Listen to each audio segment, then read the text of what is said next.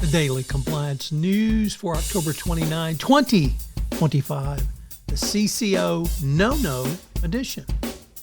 This is Tom Fox, and I'd like to welcome you to the Daily Compliance News. The Daily Compliance News is the only daily podcast which curates 4 top compliance, ethics, and/or corruption stories for your listening and viewing pleasure if you're watching this on YouTube. So what is a CCO no-no? Well, according to the Wall Street Journal, it is texting during meetings, as CEOs are furious about employees texting in meetings. Now, of course, this isn't from CEOs that actually do text and watch their phone during meetings.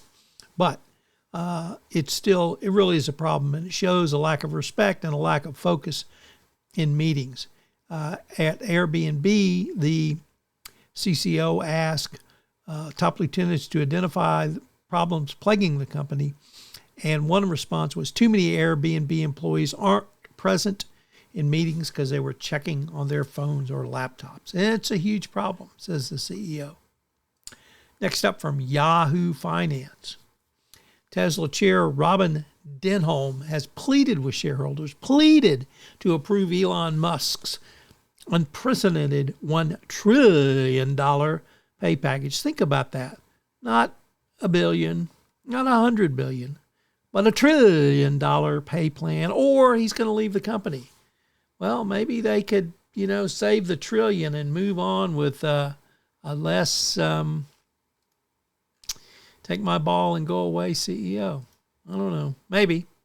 Next in Bloomberg, Matt Levine compares the NBA betting scandal to insider trading and as a securities fraud claim, and says that the FBI found some, quote, insider betting go on, and they basically brought charges based on that. And if you think about it, it makes a lot of sense. Matt Kelly and I compared this to securities law violations as well in a recent episode of Compliance Into the Weeds, where we looked at the NBA betting scandal. But it's really about information, and it's about fraud and defrauding someone because an insider trading is really a scheme to defraud people. If you have information about a merger and you buy the target stock, then feels like you've been ripped off. Well, it's all about inside information and the theft intellectually of that information and then acting on that information. So lots of parallels. It's going to be interesting to see how all of that plays out in a court of law. And from Reuters, remember Tom Hayes? He's the former UBS and Citigroup trader who was criminally convicted for LIBOR trading, manipulating LIBOR.